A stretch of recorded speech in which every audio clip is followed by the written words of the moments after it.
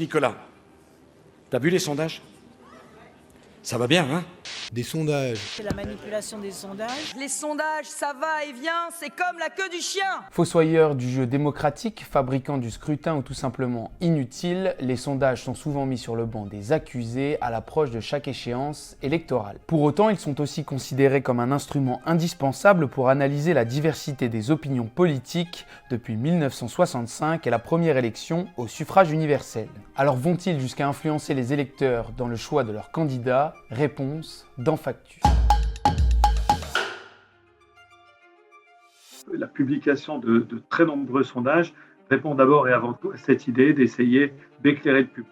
Une volonté qui, au fur et à mesure des élections présidentielles, n'a cessé de s'amplifier. Selon la commission des sondages chargée de contrôler les enquêtes publiées, le nombre de sondages ayant un rapport direct ou indirect avec l'élection présidentielle était de 111 en 1981. Un chiffre en constante évolution depuis, 293 en 2007, 409 en 2012 et jusqu'à 560 en 2017. Alors évidemment, éclairer le public ne veut pas dire non plus vouloir lui forcer la main ou vouloir l'obliger à changer de choix de vote, par exemple. Pour empêcher que les sondages électoraux ne viennent perturber les élections présidentielles et surtout influencer les électeurs, ils sont encadrés par la loi du 19 juillet 1977. Modifiée 4 fois entre 1990 et 2017, cette loi interdit par exemple la publication de sondages d'opinion en rapport avec l'élection présidentielle, la veille et le jour de chaque tour de scrutin. Elle oblige également les instituts à indiquer la marge d'erreur de chacun de leurs sondages.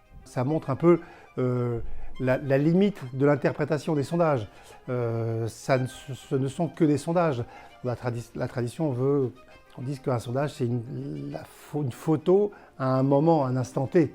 Et que ce qui est vrai aujourd'hui ne sera pas vrai le jour de l'élection. L'influence des sondages sur les électeurs reste sujet à débat malgré cette réglementation.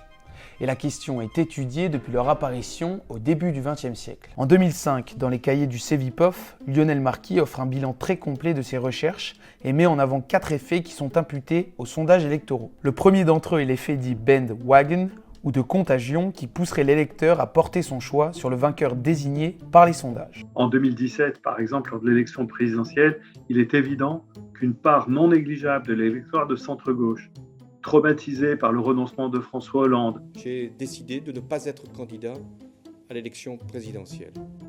Pas convaincu par la campagne, par la primaire et par la campagne de Benoît Hamon. Qui ne voit pas que l'Europe est en train de se disloquer? Au fond, va voter soit Mélenchon pour sauver l'honneur de la gauche et d'avoir un candidat de gauche qui soit le plus haut possible, soit va se rabattre sur Emmanuel Macron au titre qu'il a été ministre de François Hollande et qu'à l'époque, Emmanuel Macron a une image un peu plus centre-gauche que ce n'est le cas aujourd'hui. Le second effet est appelé underdog ou outsider. Il conduirait à soutenir le candidat ou le camp donné perdant. Il est ainsi possible que des électeurs aient envie de se porter au secours d'un candidat en perdition dans les sondages pour des raisons d'attachement à sa personnalité, à ses idées ou encore à son parcours politique. Lors de l'élection présidentielle de 2002, le socialiste Lionel Jospin, en tête des sondages juste derrière Jacques Chirac, est certain d'atteindre le second tour. Et pourtant, Jean-Marie Le Pen finit par le devancer d'un petit pourcent à la surprise générale.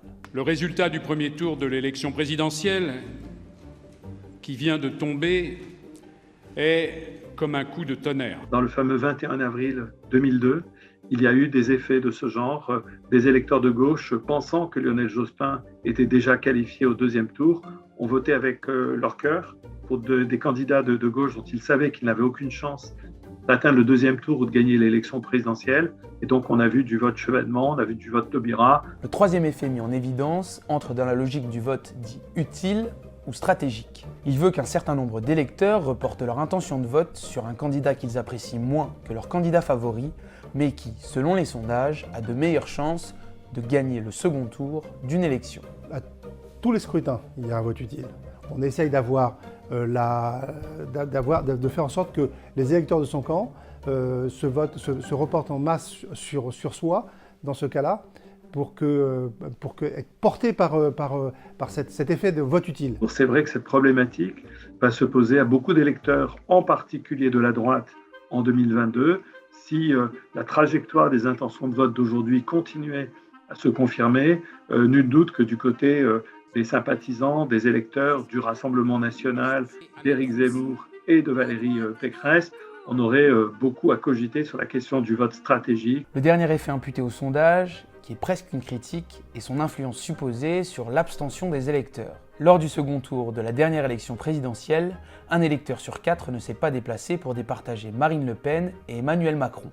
Un taux d'abstention record qui aurait pu être causé par les sondages, unanimes sur la victoire du candidat La République En Marche. C'est l'un des grands reproches qu'on fait au sondage. C'est d'établir à l'avance un vainqueur.